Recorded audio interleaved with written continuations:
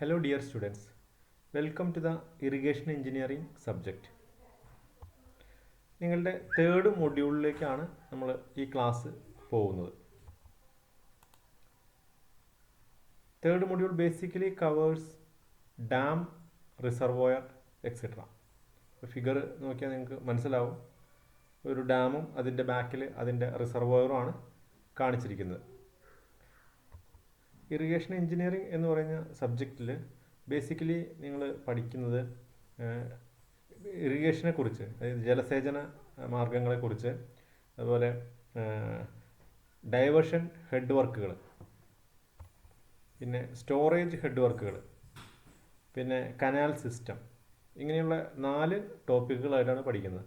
ഇതിനകത്ത് storage head work എന്ന് പറഞ്ഞാൽ വെള്ളം സ്റ്റോർ ചെയ്യുക എന്നുള്ളത്, ആ ഒരു ഏരിയയാണ് തേർഡ് മോഡ്യൂളിൽ പഠിക്കാൻ പോകുന്നത്.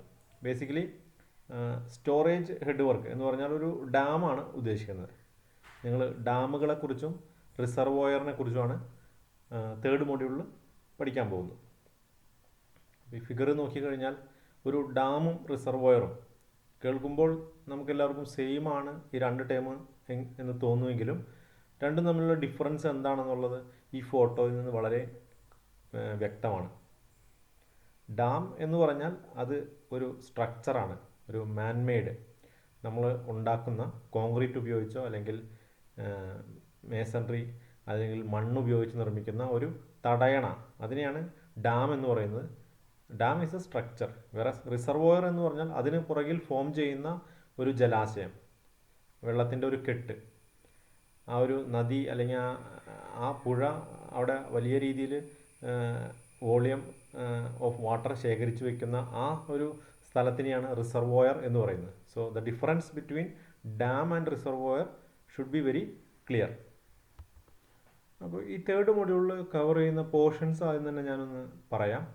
ഇതിൽ ബേസിക്കലി ഡാമുകളെക്കുറിച്ച് ഡിഫറെൻറ്റ് ടൈപ്സ് ഓഫ് ഡാംസ്, അതിന് different types of dams explain ചെയ്യും. അതുപോലെ ഫാക്ടേഴ്സ്, ഒരു ഡാം കൺസ്ട്രക്ട് ചെയ്യുന്ന സൈറ്റിൻ്റെ പ്രത്യേകതകൾ എന്തൊക്കെ വേണം, അതുപോലെ റിസർവോയർ വരേണ്ട ആ സ്ഥലത്തിൻ്റെ സെലക്ഷൻ ക്രൈറ്റീരിയാസ് എന്തൊക്കെയാണ്,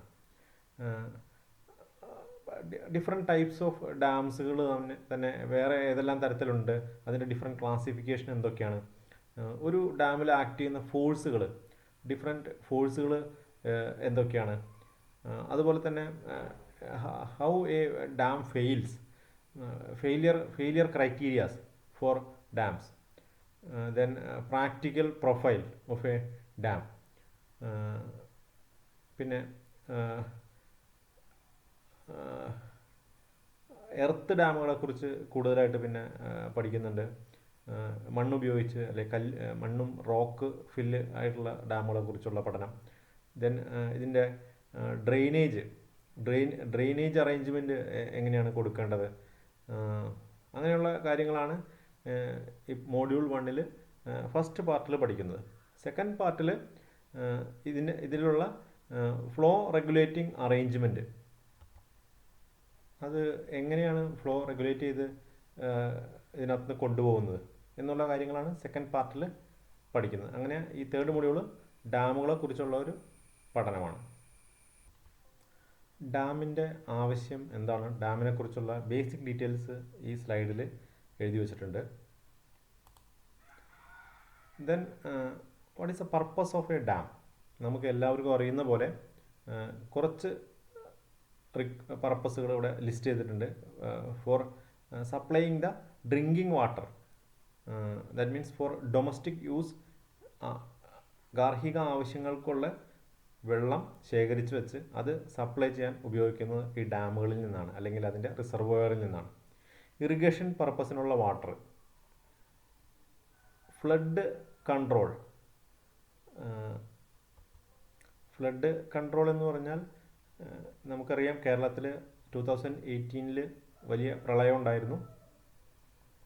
അതിനുശേഷം 2019 അതിൽ ചെറിയ പ്രളയം ഉണ്ടായിരുന്നു. പല റിവറുകളും ഫ്ലഡഡായി പ്രളയ സമാനമായ സിറ്റുവേഷൻ ഉണ്ടായിരുന്നു. അപ്പോൾ ഇതിനെ കൺട്രോൾ ചെയ്യാനായിട്ട് ഒരു മെത്തേഡ് എന്ന് പറഞ്ഞാൽ പല സ്ഥലങ്ങളിലും ഡാം കൺസ്ട്രക്റ്റ് ചെയ്യുക എന്നുള്ളതാണ്. അപ്പോൾ അത്തരത്തിലുള്ള ഡാമിൻ്റെ പർപ്പസ് എന്ന് പറഞ്ഞാൽ മഴക്കാലങ്ങളിൽ ഫ്ലഡ് വരുന്ന സമയങ്ങളിൽ കൂടുതലുള്ള വെള്ളം ഡൗൺ സ്ട്രീം സൈഡിലേക്ക് ഒഴുകിപ്പോകാതെ ശേഖരിച്ച് വെക്കുക എന്നുള്ളതാണ്. അതിനുശേഷം ഈ മഴക്കാലം കഴിയുന്നതോടുകൂടി ഇതിനെ സ്ലോലി റിലീസ് ചെയ്ത് കൊടുക്കുക എന്നുള്ളതാണ്. അപ്പോൾ ഫ്ലഡ് കൺട്രോൾ പർപ്പസിനും ഡാംസ് യൂസ് ചെയ്യും. ദെൻ ഹൈഡ്രോ പവർ ജനറേഷൻ, നമുക്കറിയാം കറണ്ട് ഉൽപ്പാദിപ്പിക്കാനായിട്ട് കേരളം പോലെയുള്ള സംസ്ഥാനത്ത് കൂടുതൽ കറണ്ടും ഉൽപ്പാദിപ്പിക്കുന്നത് ഹൈഡ്രോ പവർ ബേസ് ചെയ്തിട്ടാണ്. നാവിഗേഷൻ പർപ്പസിനും നമുക്ക് റിസർവോയർ യൂസ് ചെയ്യാം. അതുപോലെ റിക്രിയേഷണൽ പർപ്പസിനും നമ്മൾ ഇത് യൂസ് ചെയ്യാറുണ്ട്. Next one, classification of dams. It is very important. Dams can be classified according to based on different functions. First one, classification of dams based on its use. അതിൻ്റെ ഉപയോഗം അനുസരിച്ച് അല്ലെങ്കിൽ അതിൻ്റെ ഫങ്ഷൻ അനുസരിച്ച് ഡാമുകളെ ഏതെല്ലാം തരത്തിൽ ക്ലാസിഫൈ ചെയ്യാം? നമുക്ക് 3 ആയിട്ട് തിരിക്കാം: storage dam, diversion dam, detention dam. അപ്പോൾ ഈ 3 എണ്ണം എന്താണെന്നുള്ളത് ആദ്യം നോക്കാം. അപ്പോൾ അതിൽ based on use, the first one is storage dam.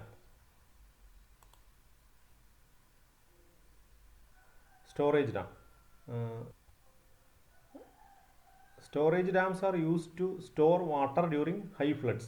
മഴക്കാലങ്ങളിൽ വരുന്ന അധിക വെള്ളം സ്റ്റോർ ചെയ്ത് വയ്ക്കാനായിട്ട് നമുക്ക് ഉപയോഗിക്കുന്ന ഡാമുകളാണ് സ്റ്റോറേജ് ഡാംസ് എന്ന് പറയുന്നത്. ഈ വെള്ളം പിന്നീട് പല ആവശ്യങ്ങൾക്കും ഉപയോഗിക്കും. മെയിൻലി ഡൊമസ്റ്റിക്, ഇൻഡസ്ട്രിയൽ,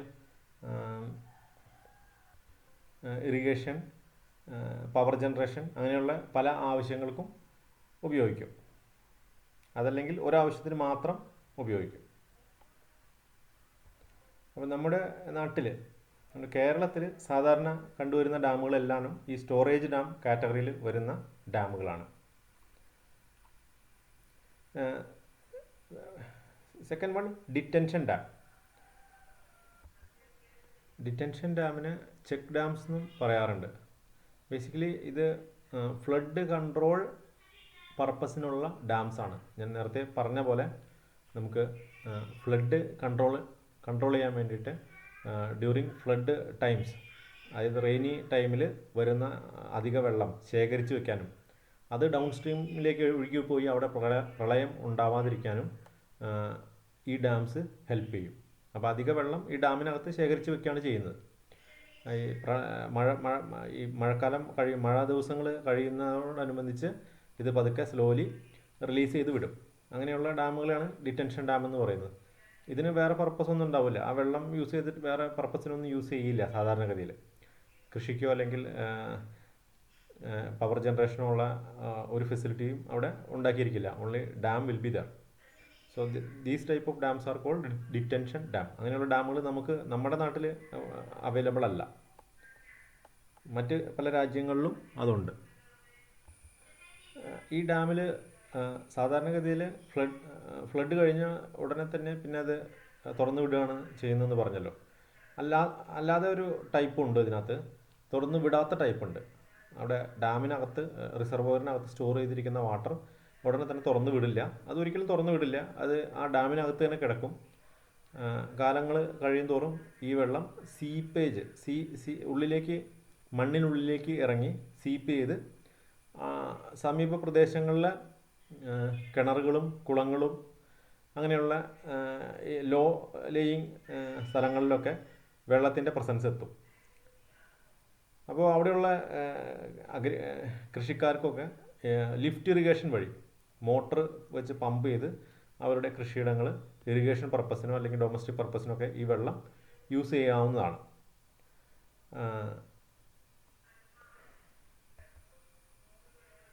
അപ്പം അങ്ങനെയുള്ള ഡിറ്റൻഷൻ ഡാമിന് പറയുന്ന പേര് വാട്ടർ സ്പ്രെഡിങ് ഡാം എന്നാണ്. അതല്ലെങ്കിൽ അതിന് വേറൊരു പേരും പറയും, ഡൈക്ക് എന്നും പറയും. Dijk is basically A detention dam. ഇനി വേറൊരു ഡിറ്റൻഷൻ ഡാം ഉണ്ട്. അതിന് പറയുന്ന പേര് ഡെബ്രിസ് ഡാം എന്നാണ്.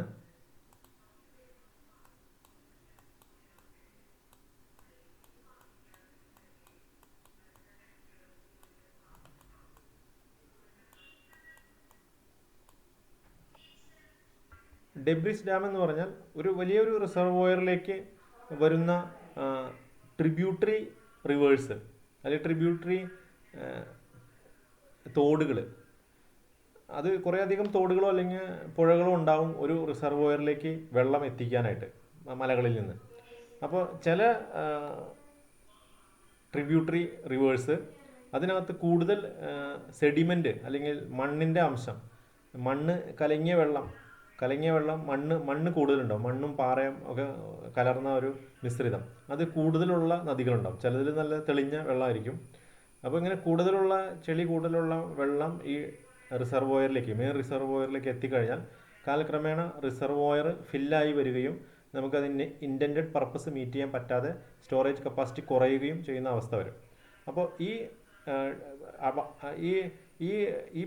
ഈ പറഞ്ഞ ട്രിബ്യൂട്ടറീസിന് നിന്നുള്ള ഈ സെഡിമെൻറ്റ് സ്റ്റോപ്പ് ചെയ്യിക്കാൻ വേണ്ടി അവിടെ ഡിറ്റൻഷൻ ഡാമുകൾ പണിയും.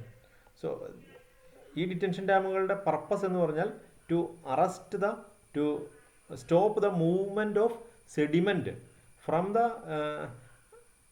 tributary to the main reservoir. So such detention dams are termed as debris dams. The third type of dams are diversion dams.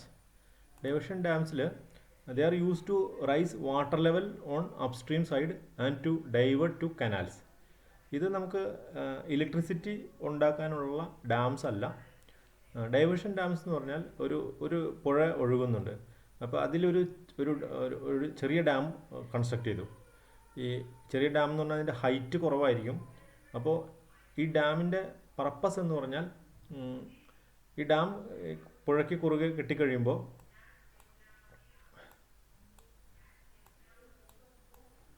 ഇതിൻ്റെ അപ്സ്ട്രീം സൈഡിൽ, ഇതാണ് ഇപ്പോൾ ഡാം എന്നുണ്ടെങ്കിൽ ഇതിന് വാട്ടറിൻ്റെ ഡയറക്ഷൻ ഇതാണ്, ഫ്ലോ ഡയറക്ഷൻ ഇതാണെങ്കിൽ ഈ സൈഡിൽ വെള്ളത്തിൻ്റെ ലെവല് കൂടും. സോ നമുക്ക് ഇവിടെ ഒരു കനാൽ ഉണ്ടെന്നുണ്ടെങ്കിൽ ഈ കനാലിലേക്ക് വെള്ളം തിരിച്ചു വിടാൻ പറ്റും. This canal may be used for irrigation purpose. അതല്ലെങ്കിൽ ഇവിടെ ഒരു പൈപ്പ് അങ്ങനെ വെച്ച് ഇത് മുനിസിപ്പാലിറ്റി യൂസിന് വേണ്ടിയുള്ള വാട്ടറോ, അതായത് ഡൊമസ്റ്റിക് വാട്ടറായിട്ട് യൂസ് ചെയ്യാനോ, അതല്ലെങ്കിൽ ഇൻഡസ്ട്രിയൽ യൂസിനുള്ള വാട്ടറോ, അങ്ങനെ എന്തെങ്കിലും പർപ്പസിന് വേണ്ടി വെള്ളത്തിൻ്റെ ഹൈറ്റ് കുറവായതുകൊണ്ട് ഹൈറ്റ് കൂട്ടാൻ വേണ്ടിയിട്ട് പണിയുന്ന ഡാമുകളെയാണ് ഡൈവേർഷൻ ഡാംസ് എന്ന് പറയുന്നത്. വെള്ളം ഡൈവേർട്ട് ചെയ്ത് വിടാൻ ഹൈറ്റ് കൂട്ടുന്നത്, വെള്ളത്തിൻ്റെ ടോപ്പ് സർഫസിൻ്റെ ഹൈറ്റ് കൂട്ടാൻ വേണ്ടിയിട്ടുള്ള ഡാംസാണ് ഡൈവേർഷൻ ഡാംസ്. ബേസിക്കലി ഈ ഡാമിൻ്റെ മുകളിലൂടെ നോർമലി പുഴയിലൂടെ ഒഴുകുന്ന വെള്ളം ഇതിൻ്റെ മുകളിലൂടെ ഓവർഫ്ലോ ചെയ്ത് ഒഴുകിക്കോളും. ഫ്ലഡിൻ്റെ സമയത്ത് ഇത് എന്തായാലും മുകളിൽ കൂടെ ഒഴുകിപ്പോയിക്കോളും. ഇനി തീരെ മഴയില്ലാത്ത സീസണുകളിൽ, ആ ഒരു മാസങ്ങളിൽ ചിലപ്പോൾ ഒട്ടും ഒഴുകാതെ വരും. ആ സമയത്ത് ഈ അപ്സ്ട്രീം സൈഡിൽ വെള്ളം കാണും. അത് കനാലിലേക്ക് എടുത്ത് നമുക്ക് കുടിവെള്ളത്തിനോ എന്തോ ആവശ്യത്തിന് വെച്ചാൽ എടുത്തുകൊണ്ട് പോകാൻ കഴിയും. ഈ ഡാമിനുള്ള എക്സാമ്പിൾസായിട്ട് പറയുന്നത് weirs and barrages.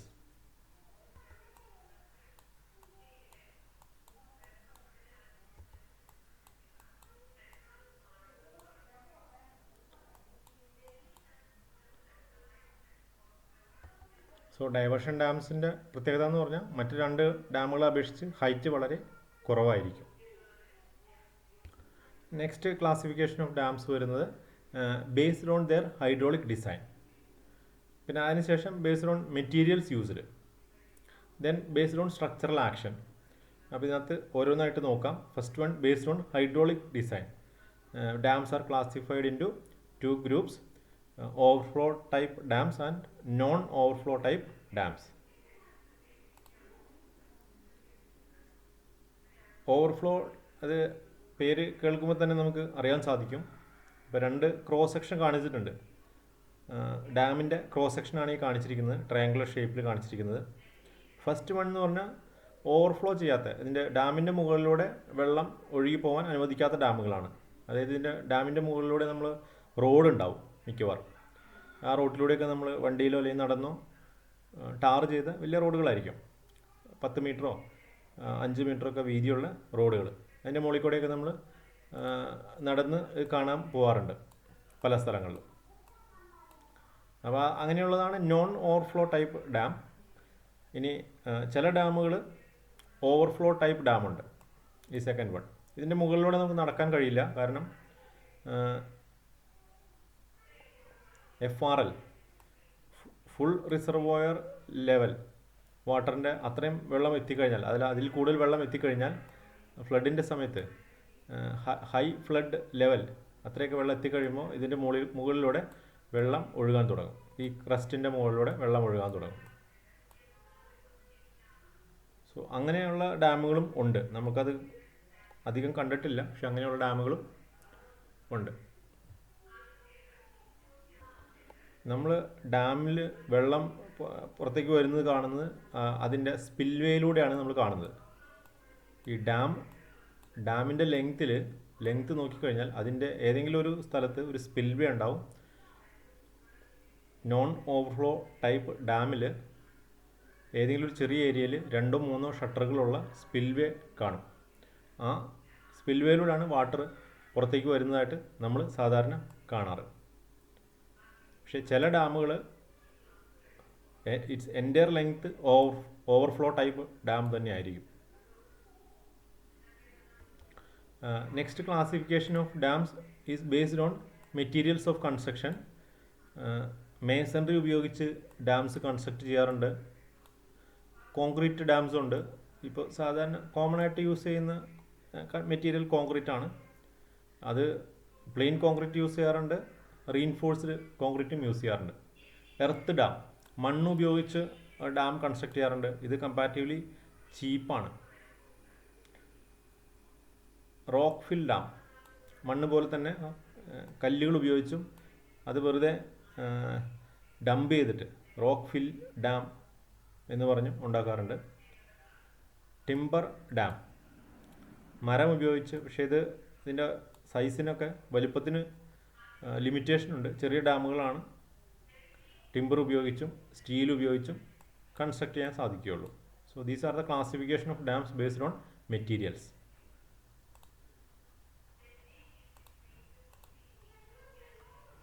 Next one, classification of dams based on rigidity. അതിൽ 2 ക്ലാസിഫിക്കേഷനാണ്, rigid dams, non rigid dams. പേര് കേൾക്കുമ്പോൾ തന്നെ അറിയാൻ പറ്റും. റിജിഡ് ഡാം എന്ന് പറഞ്ഞാൽ സ്റ്റിഫായിരിക്കും.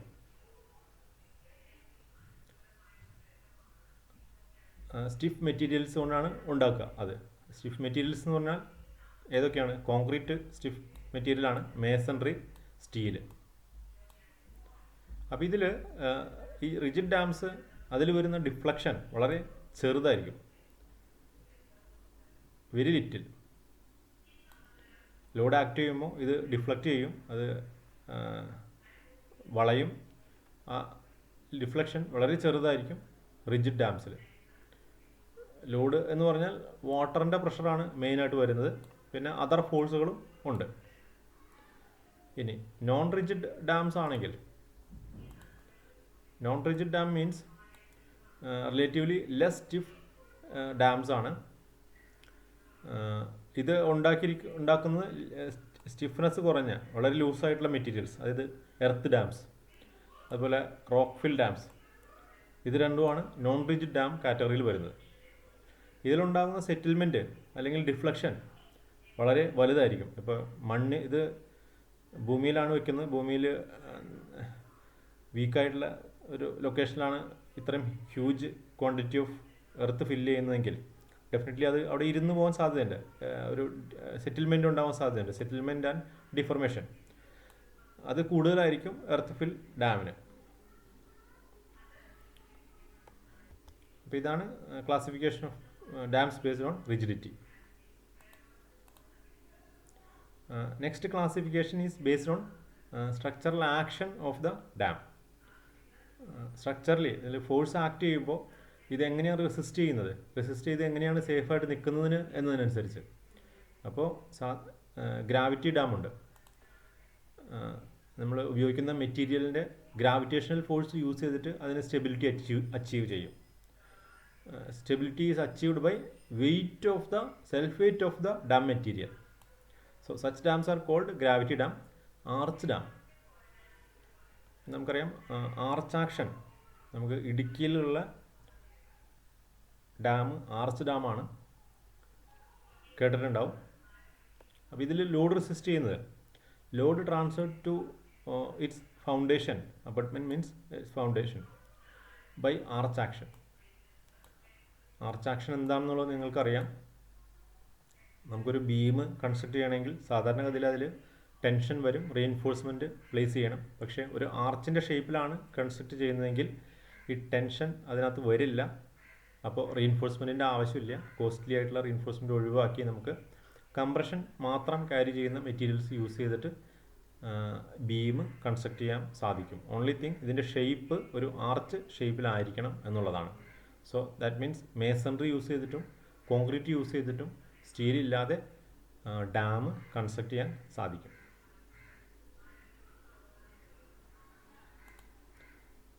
Next one buttress dam. അതെന്താണെന്നുള്ളത് കാണിച്ചു തരാം.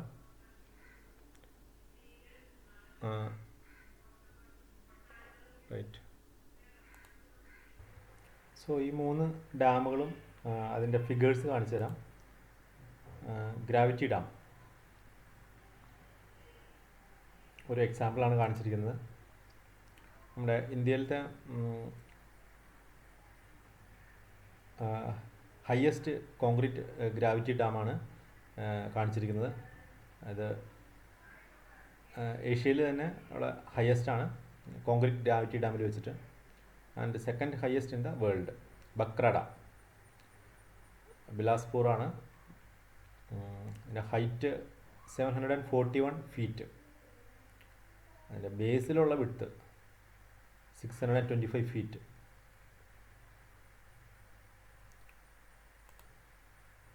നമുക്ക് കേരളത്തിൽ ഇടുക്കി ചെറുതോണി ഇടുക്കി ആർച്ച് ഡാമിൻ്റെ അടുത്തുള്ള ചെറുതോണി ഡാമുണ്ട്. ചെറുതോണി ഡാം പാസ് ചെയ്തിട്ടാണ് നമ്മൾ ഇടുക്കി ആർച്ച് ഡാമിലേക്ക് കിടക്കുന്നത്. അപ്പോൾ ഈ Cheruthoni dam it's a concrete dam, biggest gravity dam in Kerala. Height is 454 feet, third highest in India.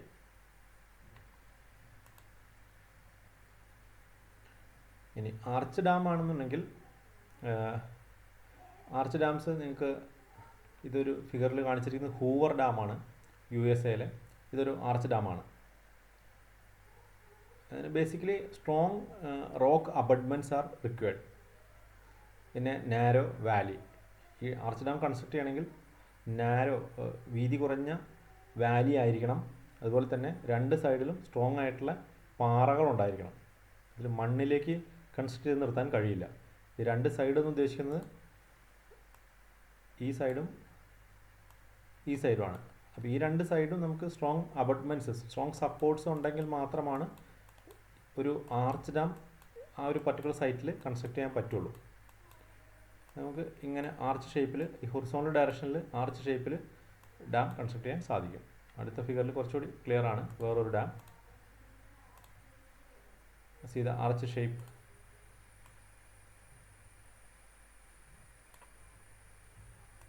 ബോട്ടത്തിൽ arch ഷേപ്പാണ്. റൈറ്റ്. ഇടുക്കി ആർച്ച് ഡാം വരുന്നത് അത് ഇടുക്കി അത് ഡബിൾ കർവ്ഡ് ആർച്ച് ഡാമാണ്. Next one buttress dam. Buttress dam ഈ ഫിഗറിൽ കൊടുത്തിട്ടുണ്ട്, അതൊന്ന് നോക്കിക്കഴിഞ്ഞാൽ മനസ്സിലാവും. ഇതിൽ ഗ്രാവിറ്റി ആക്ഷനിലല്ല ഇത് ലോഡ് റെസിസ്റ്റ് ചെയ്യുന്നത്. ഇതിൻ്റെ വാട്ടറിൻ്റെ പ്രഷർ റെസിസ്റ്റ് ചെയ്യാൻ വേണ്ടിയിട്ട് ഒരു സ്പെഷ്യൽ അറേഞ്ച്മെൻറ്റ് കൊടുത്തിട്ടുണ്ട്. ബട്ട്രസ് എന്ന് പറയുന്ന മെമ്പേഴ്സ് അഡീഷണലി കൊടുത്തിട്ടുണ്ട്. ചെറിയ ഒരു ഡാമിൻ്റെ വാൾ തിക്നെസ് വളരെ ചെറുതാണ്. മെറ്റീരിയൽ വളരെ കുറവാണ് യൂസ് ചെയ്തിരിക്കുന്നത്. ഇതിനെ സ്ട്രെങ്തൻ ചെയ്യാനായിട്ട് ട്രയാങ്കുലർ ഷേപ്പിൽ, ഒരു റെഗുലർ ഇൻ്റർവെൽസിൽ ട്രയാങ്കുലർ ഷേപ്പിലുള്ള ബട്രസ്സുകൾ കൊടുത്തിട്ടുണ്ട്, ബട്രസ് സപ്പോർട്ടുകൾ. ഈ ബട്രസ്സുകളാണ് ബേസിക്കലി ഈ വാട്ടറിൻ്റെ പ്രഷറിനെ റെസിസ്റ്റ് ചെയ്ത് നിർത്തുന്നത്. അപ്പോൾ അങ്ങനെ നമുക്ക് മെറ്റീരിയൽ സേവ് ചെയ്യാൻ പറ്റും. ബട്രസ് ഡാം യൂസ് ചെയ്യുകയാണെങ്കിൽ we can save lot of material. But the disadvantage is that skilled labours are required. ഇത് പിന്നെ മെറ്റീരിയൽ കുറവായതുകൊണ്ട് സെൽഫ് വെയ്റ്റ് കുറവായിരിക്കും. അതുകൊണ്ട് തന്നെ ഇതിൻ്റെ ഫൗണ്ടേഷൻ ഒരുവിധം സ്ട്രോങ് ആയിട്ടുള്ള സൈറ്റിലാണെങ്കിലും ഇത് നമുക്ക് കൺസ്ട്രക്ട് ചെയ്യാൻ സാധിക്കും. അത്ര പാറ പോലെ ഉറച്ച സ്ഥലം വേണമെന്നൊന്നും ഇല്ല.